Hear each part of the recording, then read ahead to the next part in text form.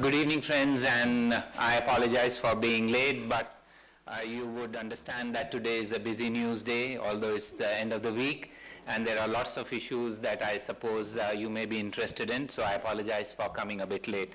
I have one announcement to make, and then it'll be followed by any questions that you may want to ask on that or on anything else.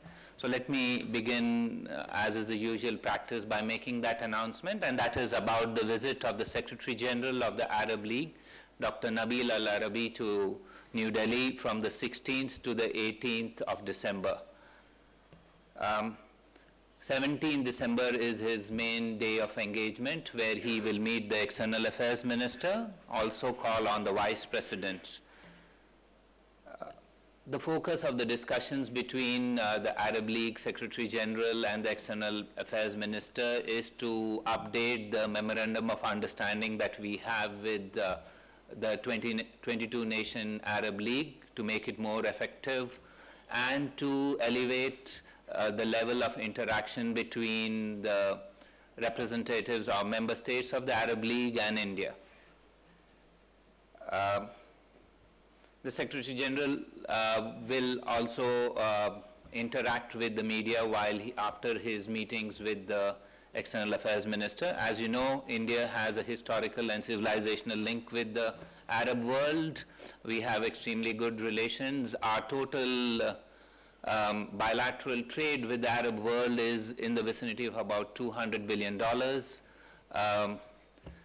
A significant amount of that comes from, of course, the Gulf, but I include in this parameter the entire Arab world. We also have approximately more than 60% of our oil being sourced from the Arab world or the Middle East.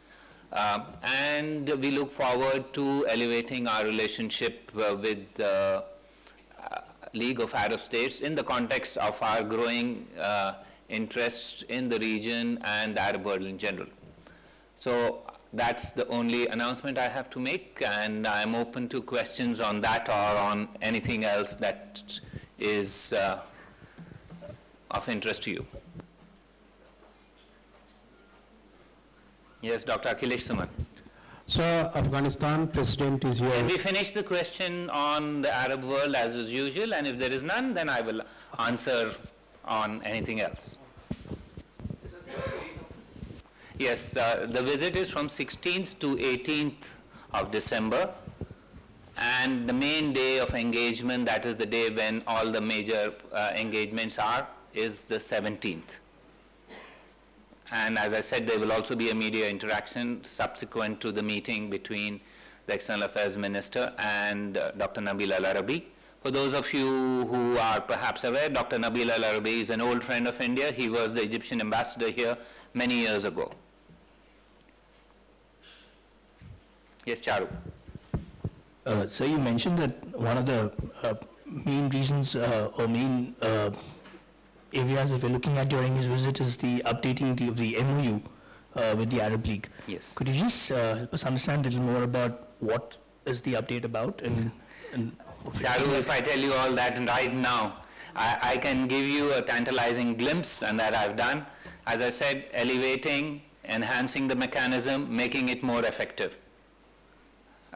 Wait till the meeting is done, and then you will have the outcome of that based on these three pillars that I've outlined to you. Yes, on the Arab League, Shinjoy, for a change? No, it's not yet. Just hold on. I was pleasantly surprised. Anyone else on the Arab League? Otherwise, Srinjoy gets the first opportunity. Yes, Srinjoy. So, this is regarding the incident in New York about Devyani. Her family members say that the domestic has blackmailed her. Meanwhile, the other issue is that can a diplomat be arrested other than, it's murder or whatever? Isn't there something called diplomatic immunity? And if there is, how did this happen, and are we taking it up with the Americans? And what are the facts of the case as you have it? Srinjoy, let me start by saying that Dr. Devyani Khobragade is a diplomat who is in the US in pursuance of her duties and hence is entitled to the courtesy due to a diplomat in the country of her work. She is also a young mother of 2 small children. We are shocked and appalled at the manner in which she has been humiliated by the US authorities.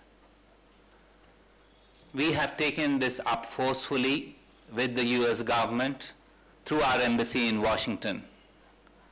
We are also reiterating in no uncertain terms to the US embassy here that this kind of treatment to one of our diplomats is absolutely unacceptable. The Ministry of External Affairs is working to resolve the matter at the earliest. As regards the facts of the case, our embassy in Washington has put out a press release, and these are available as we perceive them. If there are issues of a legal nature, these will be resolved separately, and you would appreciate that at this stage, I would not be in a position to go into the legal issues if there are any, but as far as we are concerned, this sort of behavior towards an Indian diplomat is completely unacceptable. Yes, ma'am.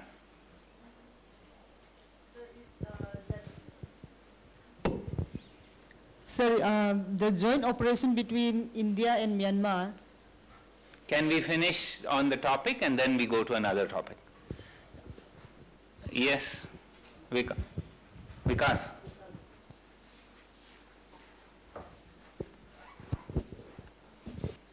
Sir, this is the second such incident of, related to maids and Indian diplomats in the US.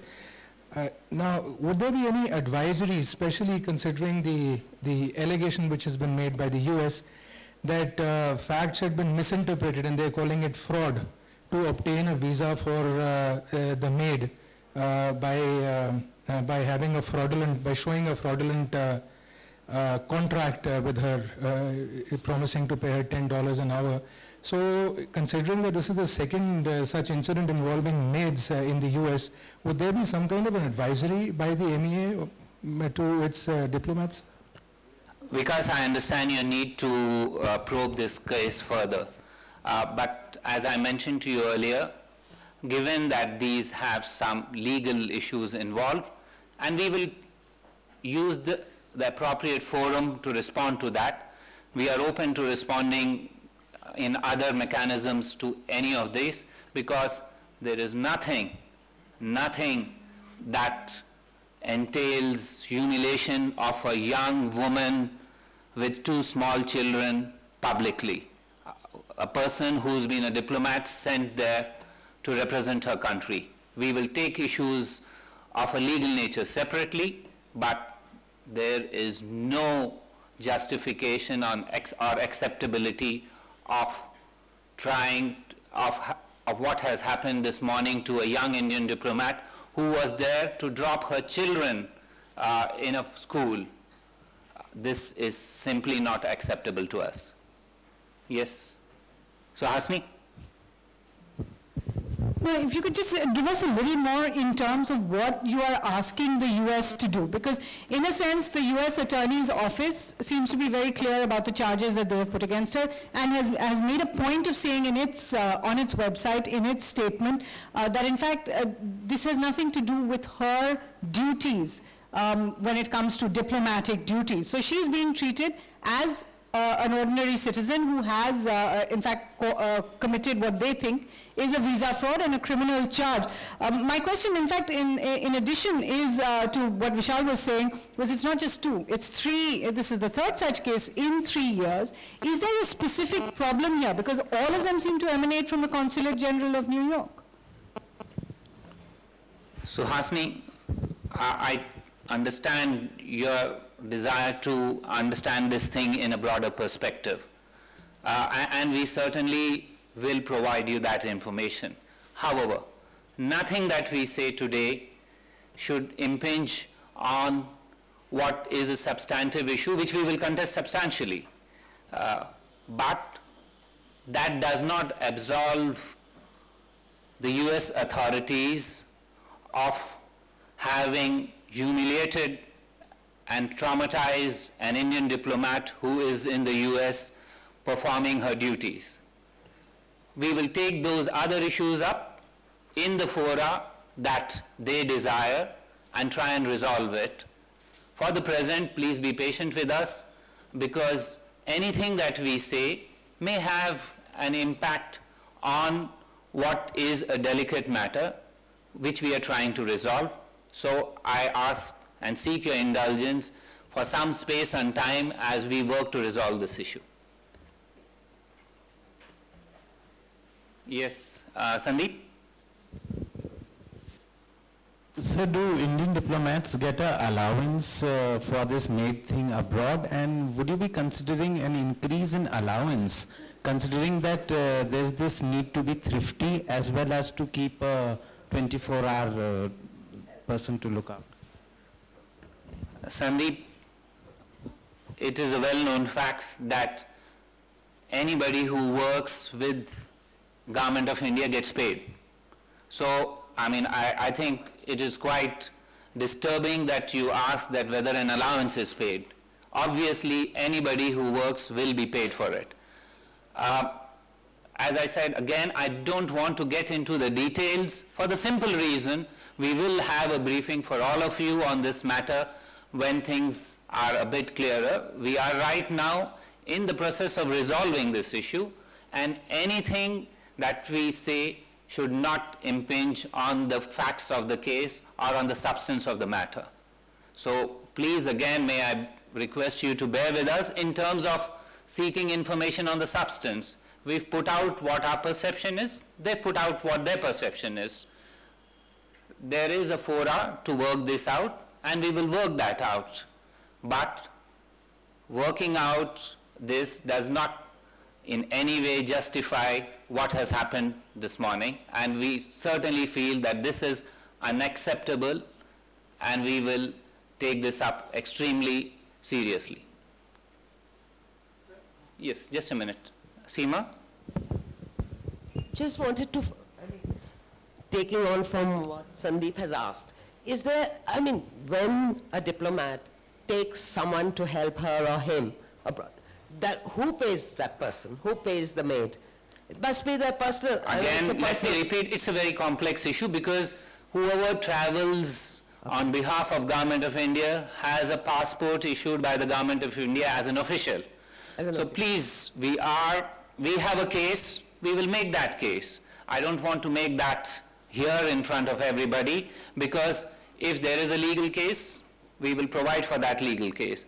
Who pays for it, how much the Government of India pays for it, varies from place to place, and we will try and explain to you the entire panorama of that situation, but nothing that we say should be in any way adversely impact on a case where we are confident that we will be able to justify what has happened. So please hold on. The facts of the case are, there's a fora for explaining that, and we will explain that. And I understand your interest and concern in this, but it should not override the ability to make that case in the proper fora. So please understand that. Yes, Manish? Akbar, we have over 30 structured dialogues between India and the United States. Don't we have a mechanism to address these issues? I mean, in the sense that an Indian diplomat being humiliated publicly and given you a strong reaction, don't we have a way to find out, to resolve these issues more amicably, and where do things go wrong?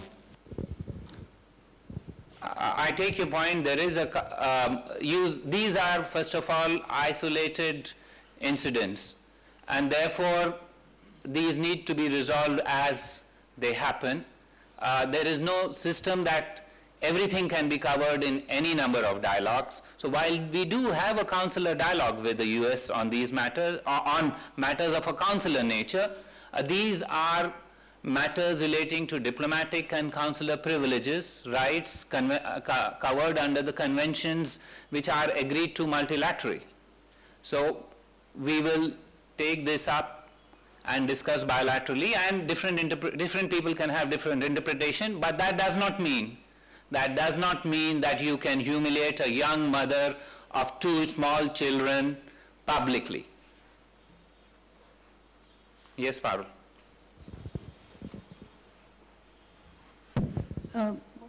Are Indian diplomats not aware of US labor laws, that they keep getting into trouble where hiring housekeepers or maids is concerned?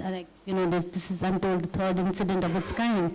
So, why does it happen again and again? I think if you've read the statement put out by our embassy in Washington, it clearly states that a court in Delhi had given an order. So please do not think that there was a lack of awareness. There was already a judicial recourse taken by that young Indian woman diplomat. There is a court judgment from that case which has been given. So let us not jump to conclusions about lack of knowledge. There is enough knowledge, there is a legal process, and in this case she did follow that process. But please try and understand that at this stage we do not want to get into further details and try and explain to you the entire expanse, because this case will be made. It will be made forcefully, it will be made clearly, and we will try and resolve this issue.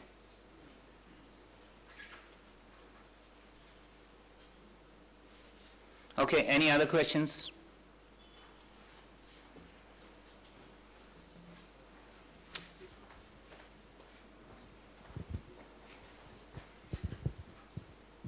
Regarding President Karzai's meeting with the Prime Minister, Yes. What is India's stand on Afghanistan's bilateral security agreement with America? What is India's advice to President Karzai? You know, President Karzai is currently on his 13th visit to India. This is the 5th in the last 3 years. Now, it shows the intensity of our relationship.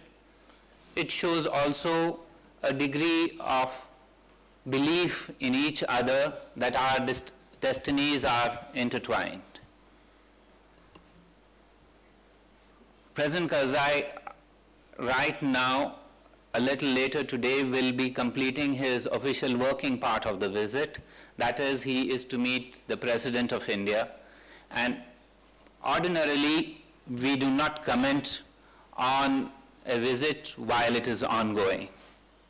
However, I will try and respond to you in the sense of giving you an idea of what our approach to this matter is. And that is, if you would like to know whether the BSA was discussed, the answer to that is yes. It was discussed because India and Afghanistan feel our destinies are intertwined. Both India and Afghanistan see the BSA as important for the stability and security of Afghanistan. Now, as you are aware, our approach to Afghanistan has always been one of not being prescriptive, of not being intrusive, and not being judgmental. And therefore, while we will have a little bit more to say to you at the end of the visit, you would appreciate that this is the paradigm through which we approach this matter. We are confident that President Karzai is a sagacious and wise leader, and he will do what is best for the people of Afghanistan.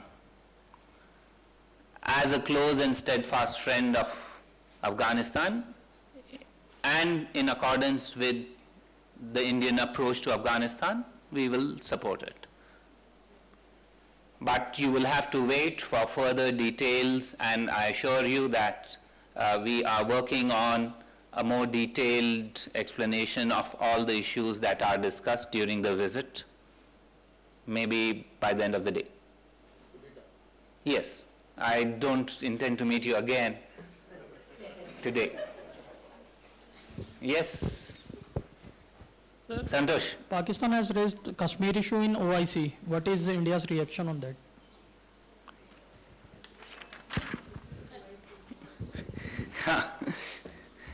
You know, yes, you are right, and we note with regret that the OIC has once again made factually incorrect and misleading references to matters internal to India, including the Indian state of Jammu and Kashmir, which is an integral part of India.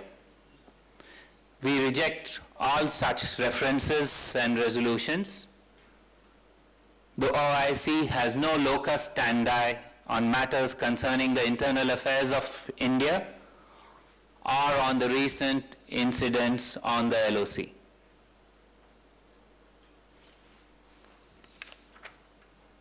Gautam. Sir, my question is on Bangladesh. The situation is such a volatile that it's very difficult to put all the questions in a single format. Still, I am trying my best. Thank you. But the Foreign Secretary has met U.S. Secretary of State, where I saw a PTI report quoting that the Bangladesh issue was also discussed. The situation inside the Bangladesh. Yesterday, Kader Mullah was hanged. After that, lots of violence is taking place today. What would be India's line of thinking on this issue? How do you approach to these issues? Okay. I think you've asked 3 questions, and I'll try and answer all 3 of them so that you don't ever feel that we are evasive on this. Yes, when the Foreign Secretary did go, and even previously, we've had discussions on regional issues in South Asia, as we've done before with the US. And the issue of the situation, as you indicated, in Bangladesh did come up, and we've acknowledged this previously also, that there have been, as India and US are engaged in a strategic partnership which covers broadly a variety of regional, international and bilateral issues. We do cover issues in the region, including, in this case, the issue related to Bangladesh.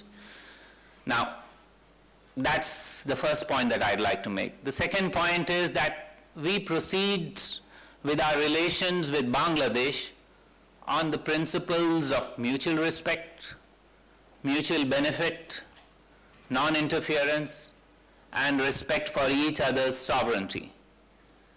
Now, our relations with Bangladesh are broad-based and inclusive. India has always and will always respect the wishes of the people of Bangladesh. It is for the people of Bangladesh to decide their future. We have deep respect for their wisdom and achievements.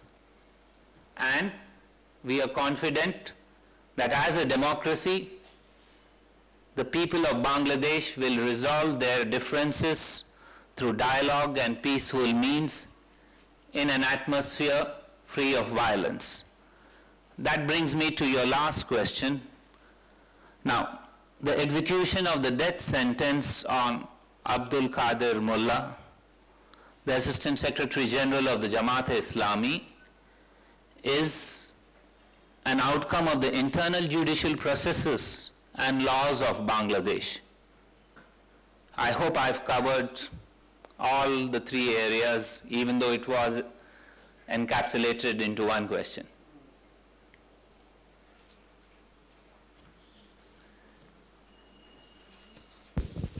So again, back to Afghanistan. Back? Like last time when President Karzai was here in India, he had openly demanded arms and other logistical helps. Has this issue come up this time too, and whether India has any stand on that? I think you are so eager you would like to jump the gun. I suggested to you that at the end of the day, when all the discussions are over, we will provide you a more detailed statement on all areas that we've discussed. Yes. This is again relating to Afghanistan. I'm not asking you whether you have discussed this particular issue, but I would like to know, given the emphasis that has been there on the issue of Afghanistan as well as other points where you spoke of issues of our interest in peace and stability in Afghanistan and also respect for non-interference and the principle of sovereignty.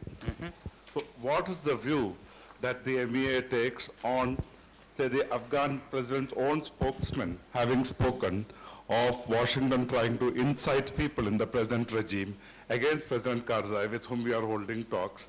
Second, now one question. Huh? One, I allow only one. Yeah, there's only one question. Yes. And in the same thing, when I say incitement, I mean the US Secretary of State or the Secretary of Defense, all of them saying that it's not necessary for the President to sign the BSA. I think what I had on the BSM, I have told you. I would suggest that from those you can draw inferences of what our position is. If you read it carefully, the answer to your question is already there. That said, if you would like to wait for some more time, couple of hours perhaps, and you will have a more detailed version. I have shared what I can at this stage, and I think that question already stands answered if you read carefully what I have said. Yes, ma'am. Not two, only one. Welcome, but only one. The Indo-Myanmar border issue, what is the status in Manipur? The border issue. You know, I think you're new to covering issues which I handle, and my view has always been what happens on the border is handled by the sentinels of the border. I deal only with the political implications of those. If there are issues happening on the border, I suggest that you direct your questions to those who have responsibility of that border. And in this case, it would be the Ministry of Home Affairs which deals with that. Yes, sir.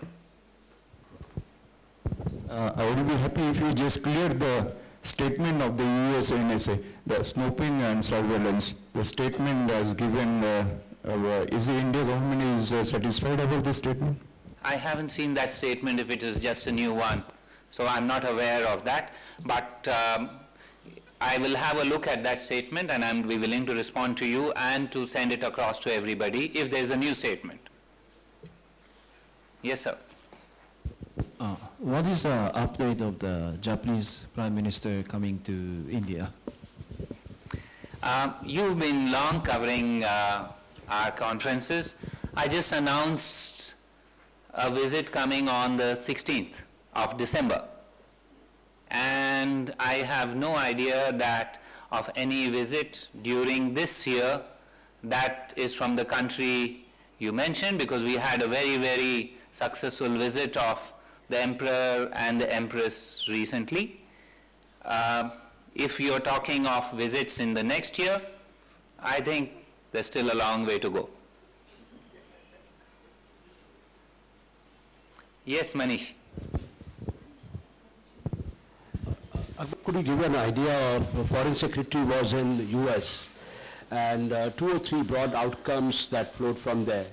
And also, you know, I'm just intrigued, and we're all a little intrigued, you know, given the much trumpeted closeness between India and the United States, how does incidents like what you say, the diplomat, Indian diplomat, happen, you know? I mean, I think we will finish that question. I've answered as much as possible. India-US relations. Yeah.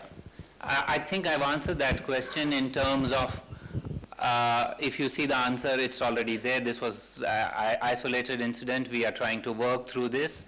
However, on the other broader things, the focus of that visit was to see how we proceed in 2014 following from the outcomes of Prime Minister Manmohan Singh's meetings with President Obama earlier this year. So the idea was to try and see where are the major issues that we need to focus on next year. How do we go about it? We intend to have a energy dialogue early next year. That will be held in Delhi between Deputy Chairperson and Energy Secretary on the US side. And you would have noticed that Foreign Secretary did meet Deputy Secretary Poneman regarding this issue. There are other dialogues which are being lined up, and you also have noticed that Foreign Secretary had her first dialogue on strategic security with the acting Under Secretary of State for Non-Proliferation and Matters. So this is an intensification of our engagement. It is looking forward and trying to see how we can proceed further in the next year on intensifying the relationship. As regards the issue that you mentioned, I think I've answered that previously on that incident, and I think it is part of the candor that we bring to the relationship that in case we have strong objections to certain actions, we put it up front, and you've seen one instance of that today. No? What? Anyone else? Oh yes, Naz. Last question. My question was also related to his visit to US. Did she raise this issue of snooping again with the US authorities, and what was their response? We've raised this in different fora. I haven't seen the entire readout to indicate whether this specific issue was raised, but our view is pretty clear on this. We've raised it several times. I can recollect at least 3 times that have been raised in the last 3 months. So, and our views remain what they are.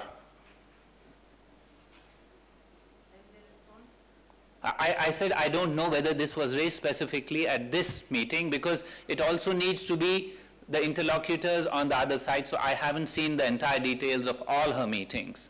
But this does not mean that this is not an issue of concern to us. This is an issue of concern. We've raised it 3 times. Whether it figures in one meeting or the other, this remains a matter that we intend to pursue.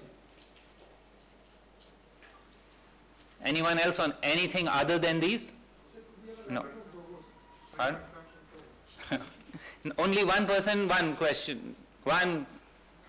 So, yes, sir.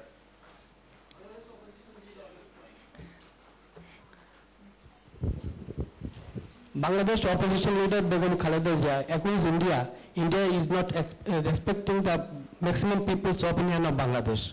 Will you comment on this? I think I answered that in a way when Gautam asked that question, and I can repeat it if you would like to know. We proceed in our relations with Bangladesh on the basis of principles of mutual respect, mutual benefit, non-interference, and respect for each other's sovereignty. It is for the people of Bangladesh to decide upon their future. We have deep respect for their wisdom and achievements, and we are confident that as a democracy, the people of Bangladesh will resolve their differences through dialogue and peaceful means in an atmosphere free of violence. I've said that before, and I just repeat it. It's basically in answer to Gautam's question, where there was a veiled allusion to what you have come out more forthright about.